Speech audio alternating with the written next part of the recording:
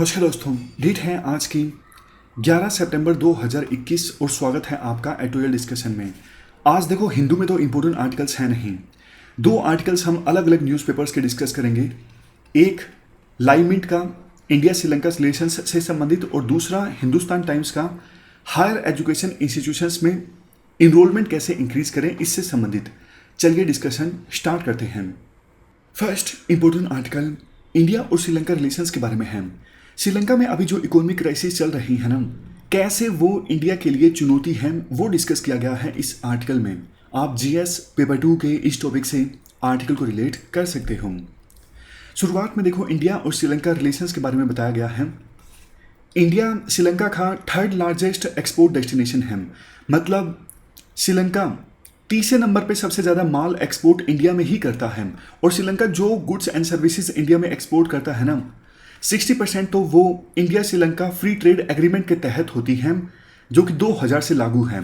इसका मतलब ये है, श्रीलंका का जो माल इंडिया में आता है ना, 60% माल पर ड्यूटी नहीं लगती, क्योंकि इंडिया और श्रीलंका के बीच फ्री ट्रेड एग्रीमेंट है। इंडिया श्रीलंका में एक मेजर इन्वेस्टर है। श्रीलंका के साथ पार्टनरशिप के तहत इंडिया ने श्रीलंका में बहुत सारे प्रोजेक्ट्स में इन्वेस्ट किया है, खास करके सोशल इंफ्रास्ट्रक्चर संबंधित प्रोजेक्ट्स में, जैसे education, health, housing, access to clean water, sanitation और इंडस्ट्रियल डेवलपमेंट। $2 बिलियन का लोन हम श्रीलंका को दे चुके हैं। लोन नहीं दिया, एक्चुअली लाइन ऑफ क्रेडिट दी है। लोन और लाइन ऑफ क्रेडिट में डिफरेंस होता है।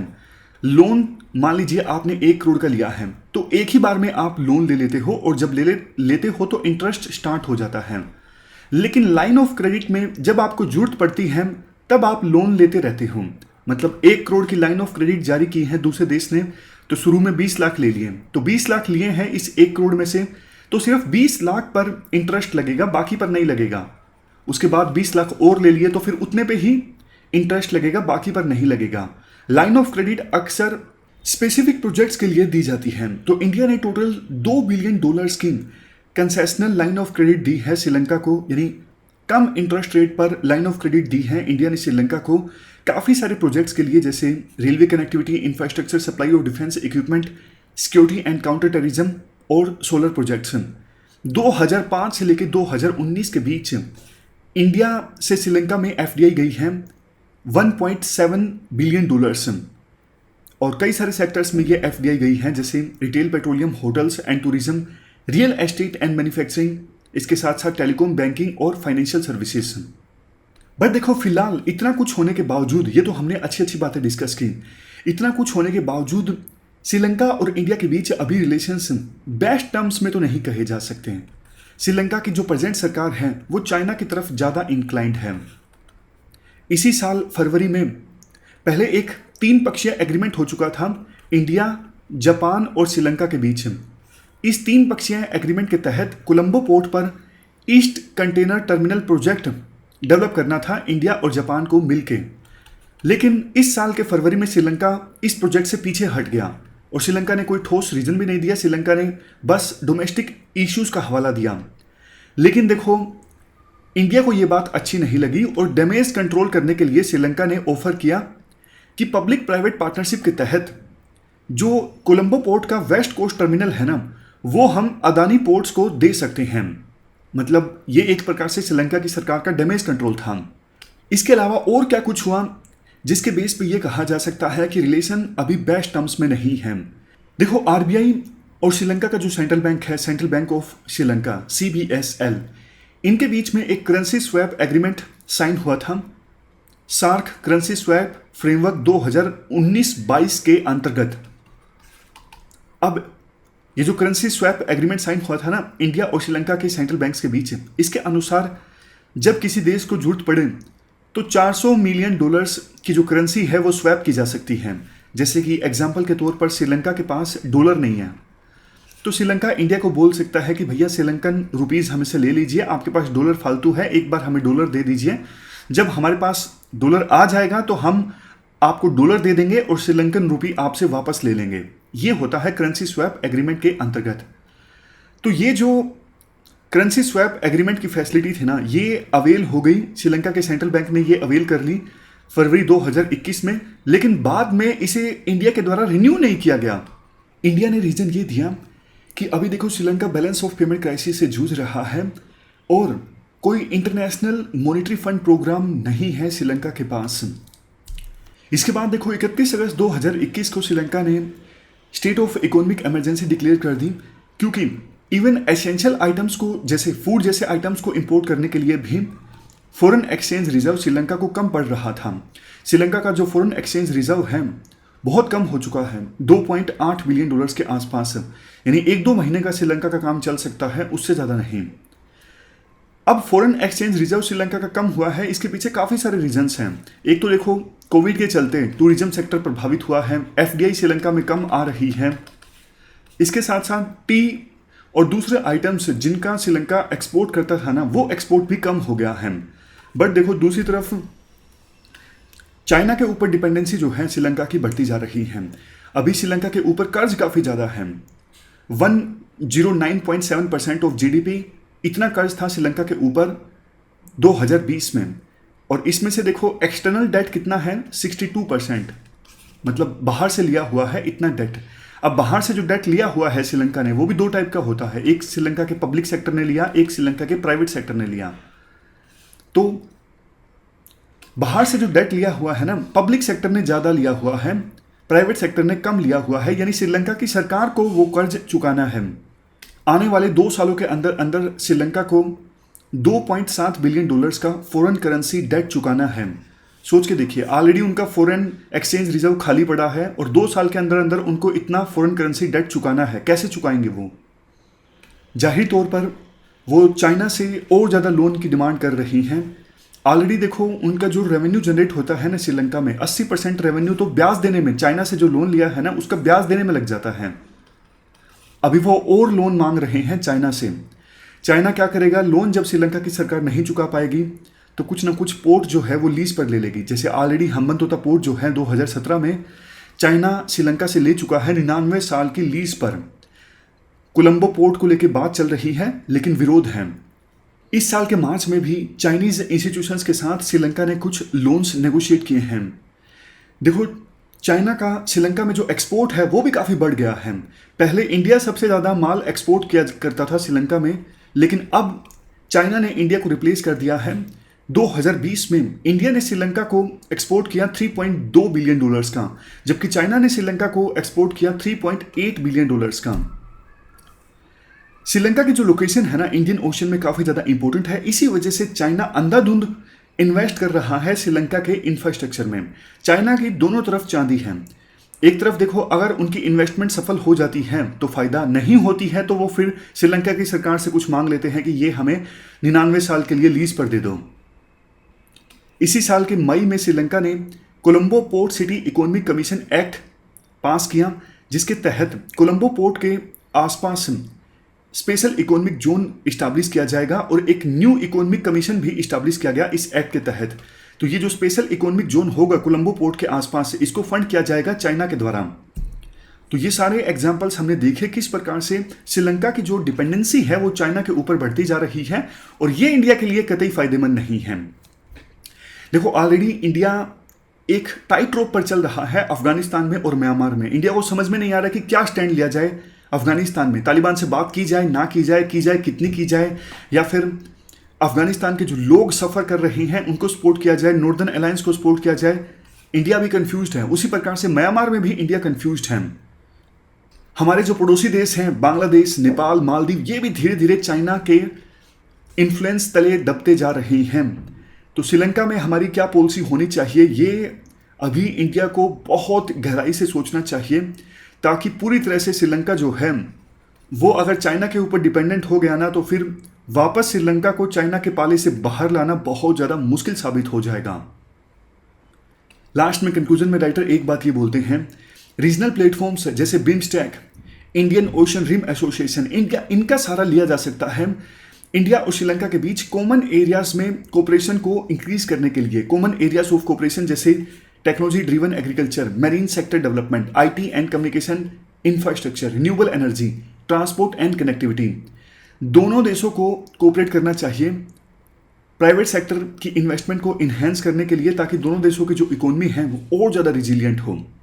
रिजिलियंट मतलब छोटे मोटे जो क्राइसिस आते हैं उनको इकोनॉमी आसानी से झेल जाए और किसी बड़े क्राइसिस का शिकार ना बने।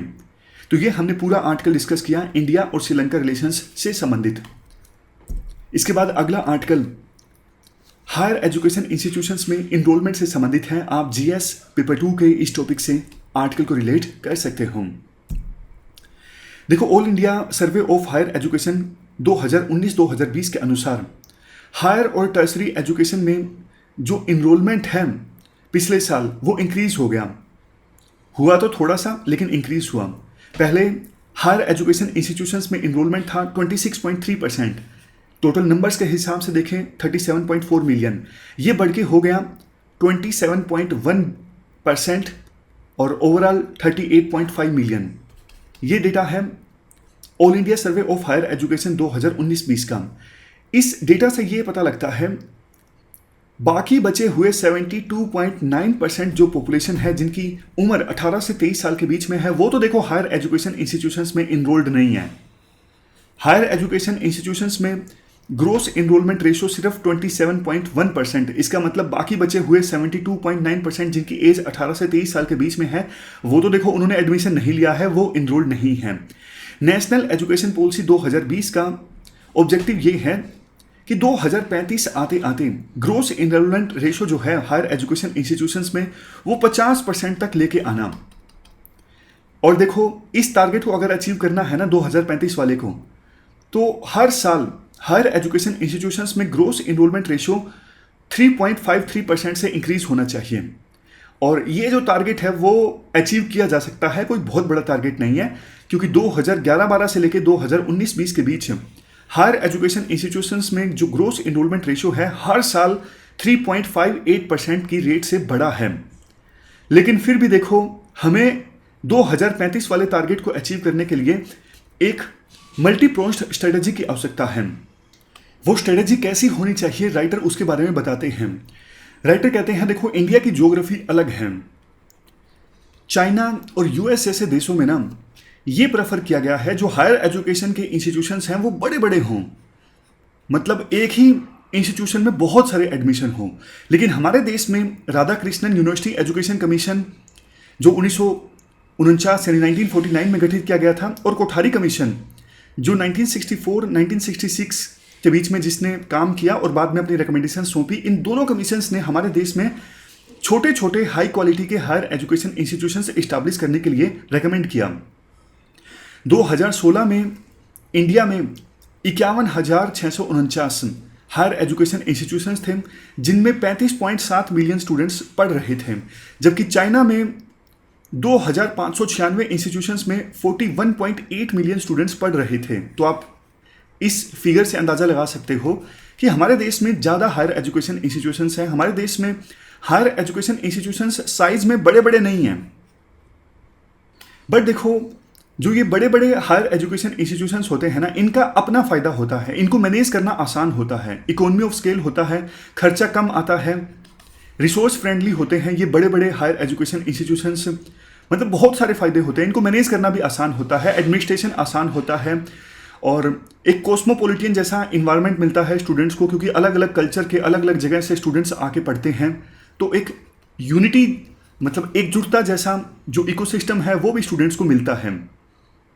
नेक्स्ट पॉइंट में राइटर ये बोलते हैं, वैसे देखो, सरकार ने massive online open courses establish कर रखे हैं स्वयं पोर्टल के तहत। स्वयं जो वेबसाइट है, इस पे आप देखोगे बहुत सारे कोर्सेज पड़े हैं। लेकिन दिक्कत ये है, हमारे देश में ना इंटरनेट की एक्सेस तो अभी भी बहुत ज़्यादा नहीं है ना। जो लॉकडाउन के दौरान हमने देखा, एक बड़ा सेक्शन पॉपुलेशन का ऐसा है जो इंटरनेट को एक्सेस नहीं कर पाता। स्मार्टफोन होते हैं तो वहाँ पे इंटरनेट की स्पीड अच्छी नहीं आती, या फिर स्मार्टफोन नहीं होते, बहुत सारे ऐसे रीजंस हैं। तो इस वजह से जो ये मूक कोर्सेज है ना, ये मैसिव ऑनलाइन ओपन कोर्सेज जो स्वयं पोर्टल पे हैं, इनका इस्तेमाल स्टूडेंट्स नहीं कर पा रहे हैं जितना उन्हें करना चाहिए। अगर देखो, हायर एजुकेशन इंस्टीट्यूशंस में लर्नर्स को अट्रैक्ट करना है ना, सबसे पहले आपको क्वालिटी टीचिंग प्रमोट करनी होगी।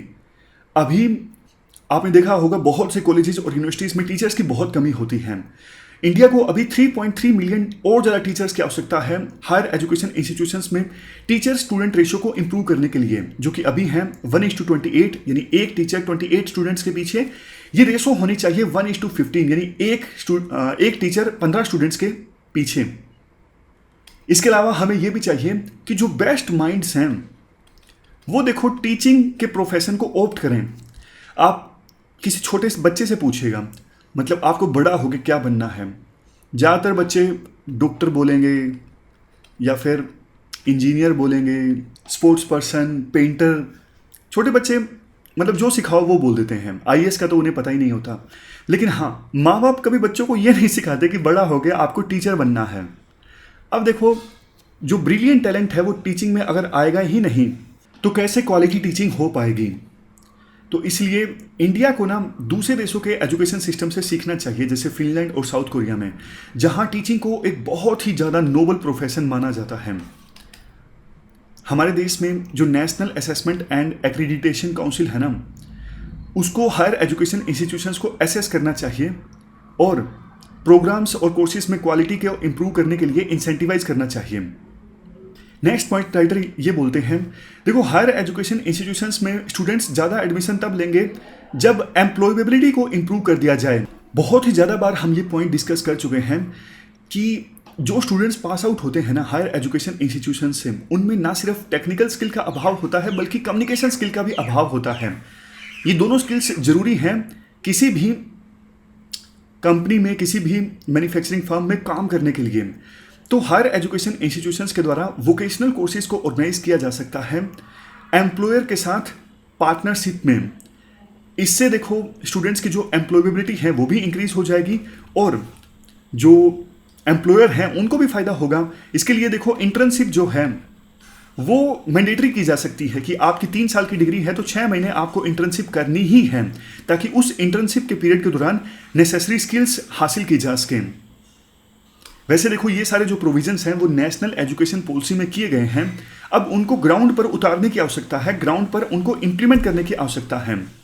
फाइनली देखो, अगर हम हायर एजुकेशन का यूनिवर्सलाइजेशन इंश्योर करना चाहते हैं ना, मतलब ये चाहते हैं gross enrolment ratio higher education में 100% हो, तो इसके लिए सरकार को फंड्स भी एलोकेट करने होंगे। जो स्टूडेंट्स अफोर्ड नहीं कर पाते हायर एजुकेशन इंस्टीट्यूशंस को, उनके लिए सेकुलरशिप का प्रावधान होना चाहिए। वल्नरेबल सेक्शंस को हम सपोर्ट प्रोवाइड करेंगे, तभी ज़्यादा से ज़्यादा स्टूडेंट्स एडमिशन लेंगे वल्नरेबल सेक्शंस के हायर एजुकेशन इंस्टीट्यूशंस में। लास्ट में राइटर देखो ये बोलते हैं कि पिछले कुछ सालों में हायर एजुकेशन इंस्टीट्यूशंस में ग्रोस एनरोलमेंट रेशो इंक्रीज हुआ है, इसमें कोई डाउट नहीं है। लेकिन ये जो ट्रेंड है ना, ये जारी रहना चाहिए, क्योंकि इससे देश का जो भविष्य है वो निर्धारित होगा। तो ये हमने आर्टिकल डिस्कस किया हायर एजुकेशन इंस्टीट्यूशंस में एनरोलमेंट को इंक्रीज करने से संबंधित। हमारी आज की इस डिस्कशन में इतना ही है। Thank you very much for discussion.